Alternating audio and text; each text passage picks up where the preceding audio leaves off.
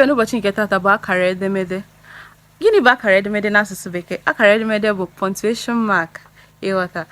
Dịka na enwere ya na asụsụ Bekee, m chọrọ ịtụgharị gị ihe a na-akpọ punctuation mark anwa niile. Ọ bụghị ha ncha, mana ụfọdụ ndị dị oke mkpa ndị a na-akpọ punctuation mark a n'asụsụ Igbo. Abịa na full stop bụ kpọm, colon kpọmkpọm, semicolon kpọmrịkọm, kọma rịkọm, apostrophe rịkọm elu, hyphen akara uhie, question mark akara ajụjụ, exclamation mark akara mkpu, quotation mark akara ngwu, bracket akara mkpuchi, omission akara mgbagha, ellipsis akara nkwubiri.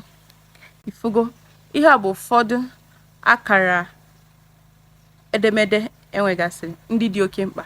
Ma ọ bụrụ na ọ nwe ọzọ ị chọrọ ịmata, ngwa m ka nwee ike mee nchọcha kwa gị helpụta.